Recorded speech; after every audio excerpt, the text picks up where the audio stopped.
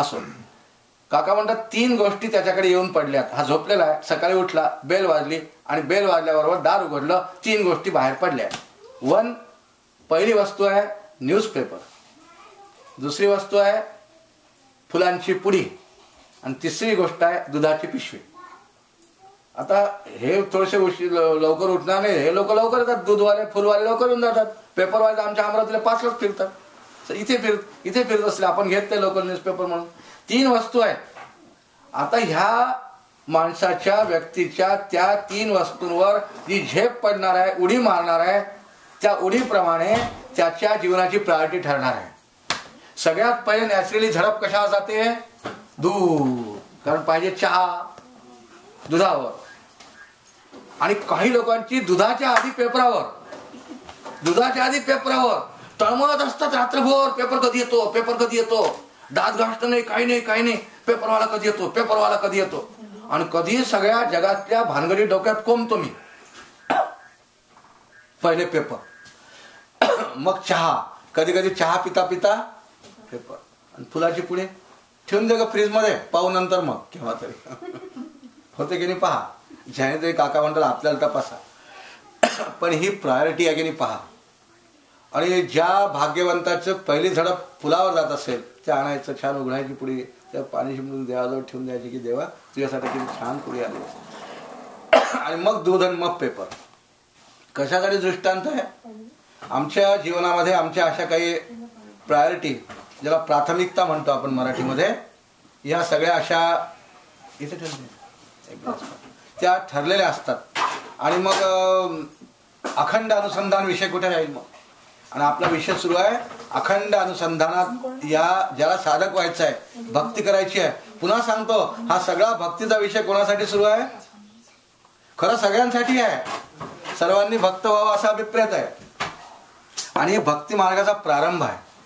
त्याच्या ओळखीची खूण आहे की माझं देवावर प्रेम आहे की नेहमी सिद्ध होणार आहे. कारण जो प्रेमाचा विषय असतो तो मला कधी दूर करावासा वाटणार नाही, जो प्रेमाचा आहे तो. आणि याचा अर्थ असा जर होत नसेल तर अजून माझा देव प्रेमाचा विषय नाही झाला, मेकॅनिकली मी सगळं करतोय अजून, असा अर्थ होतो. आणि भक्तीचा खरा संबंध याच्याशी मेकॅनिकलपणाशी नाही आहे. भक्तीचा संबंध अंतःकरणातल्या भाव प्रेमाविषयीचा आहे. देवाविषयी जर प्रेम वाटेल ना तर न कळत कुठल्याबरोबर मनुष्य देवाला त्याने हात जोडलेच पाहिजे. सगुण साकाराची उपासक आहोत. त्यामुळं ह्यावरून आपल्या जीवनातली आपली प्राथमिकता ठरेल. पुढचा मुद्दा लक्षात घेऊ. सगुण साकाराची उपासना करायला भक्ती आपण म्हणतोय, का ती फाव जास्त आवडते? भगवंतानी उत्तर दिलंय. जेव्हा चिकित्सा या भक्तियोगाची जास्त सुरू आहे पुढे, का जास्त आवडते त्याचं कारण सांगितलंय शास्त्रकारांनी. तुम्ही आणि मी, आपला सर्वांना देह आहे ना, आपला सर्वांना देह आहे. आणि म्हणून आपल्याला देह आहे म्हणून जे निर्गुण निराकार परमात्मा देह नाही आहे, तो नाही आपल्याला भावात एकदम. आपल्याला आपल्यासारखं पाहिजे. हा किती छान आहे ना देवाचा फोटो. कृष्ण किती छान होता यांच्याकरता सोनालीने काढलेला.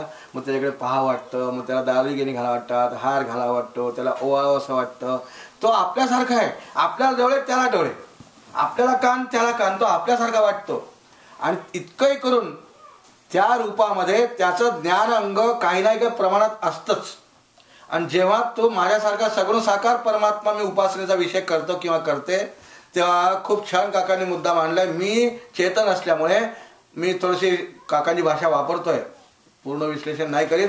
आपल्या अंतःकरणातला चिदाभास आणि त्या फोटोतल्या रूपातला चिदाभास यांचा ऐक्य क्षणभर होतं. आणि म्हणून सगुण साकाराची उपासना जास्त भावते सुरुवातीला.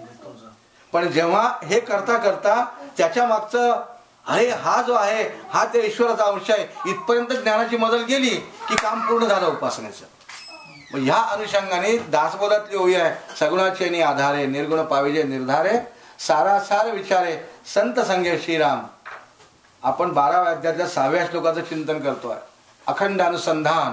आणि काकांनी त्या अनुसंधानाचा खूप सोपा अर्थ दिलाय. मंदाताईने असाच दिला होता. अनुसंधान शब्दाचा खरा अर्थ, शास्त्रीय अर्थ, त्याच्या नेहमी संपर्कात राहणं, त्याच्या नेहमी संपर्कात कोणत्या तरी प्रयत्नाने युक्तीने राहणं आहे. मग त्याला पुढच्या टप्प्यावर जो साधन पुढचं सांगितलंय, अभ्यास नावाचं एक साधन सांगितलंय. हे असं अखंड का केव्हा होईल? मग त्या अभ्यास गटामध्ये काकांनी जी वर्गवारी केलेली आहे, सद्ग्रंथांचं वाचन, तीर्थयात्रा, पारायण, सत्पुरुषांची दर्शनं, देवदर्शनं, देवपूजा, ह्या सगळ्या गोष्टींमुळे हे संवादी गटात जाऊन मला देवाचं प्रेम वाढवायला मदत करतात. त्याच्या सगुण कथा ऐकल्या की रामाविषयी प्रेम वाढतं, कृष्णाविषयी प्रेम वाढतं. ज्या उपासनेची मूर्ती मी घरात मांडली आहे तिथं जर सगळ्या कथा ऐकल्या तर प्रेम त्याविषयी वाढायला लागतं. आणि म्हणून सगुण कथा अवश्य ऐकाव्या. हा टप्पा आहे अभ्यास करण्याचा. याने सगुणाचं प्रेम वाढतं. ते कसं वाढवावं शिकवण्याकरता पुढचा टप्पा भक्तियोगाचा आहे. पहिल्या टप्प्यात सांगितलं की अनुसंधान किंवा त्याच्या अखंड संपर्कात राहणं ही भक्ती आहे. त्याची अखंड प्रेमयुक्त आठवण येणं, अंतःकरणात त्याला जागा असणं, प्रेमयुक्त जागा असणं, याला भक्ती म्हणतात. भावपूर्ण असली पाहिजे. ती येण्याकरता मार्ग हा अभ्यास सांगितला आहे. आणि तोही अभ्यास होऊ शक्य नसेल तर पुढे मग त्याला सांगितलंय की तू कर्मफल त्याग कर. अशा 3 अंगांनी 12 अध्यात उपासना सांगितलेली आहे. आपल्याला इतके 3 अंग आज तपासून घ्यायला वेळ नाही आहे. पहिलंच अंग आपण जास्त ऐकायचा प्रयत्न करू. त्याच्या नेहमी संपर्कात राहणं म्हणजे भक्तियोग आहे. आता आपल्याला तपासून पाहू आपल्या जगात संपर्क किती आहे. खूप आहे, अखंड आहे, सतत आहे, खूप लोकांशी आहे. आणि सगळ्यात जास्त आपला संबंध 24 तास आपल्या देहाशी आहे, शरीराशी आहे. आणि त्यानंतर देहाच्या अनुषंगाने जे इतर परिग्रह आपल्या वाट्याला येतात त्यांच्याशी आहे, म्हणजे जगाशी आहे. आणि नेहमी लक्षात ठेवून घ्या, देह किंवा जग या सर्वांशी आपण व्यवहार करू नये असं नाही. व्यवहार काळात तो करावाच लागणार आहे. पण हे सगळं करत असताना एक लक्षात ठेवून घ्यायचं नेहमीसाठी की हे सगळे पदार्थ, हे सगळे विषय एक दिवस संपतातच. हे नेहमी नाही टिकत. आणि त्याच्या उलट जर का तेच प्रेम, तोच संपर्क वेळात वेळ काढून, आपला एज ग्रुप पाहून, आपला एकंदर कार्यक्षेत्र पाहून, जबाबदारी पाहून जेवढा जास्तीत जास्त वेळ आपल्याला त्यासाठी देता येईल असं करत जाणं म्हणजे भक्ती करणं आहे. आणि असं हळूहळू सुरुवातीच्या काळात 99 फॉर प्रपंच आणि 1% फॉर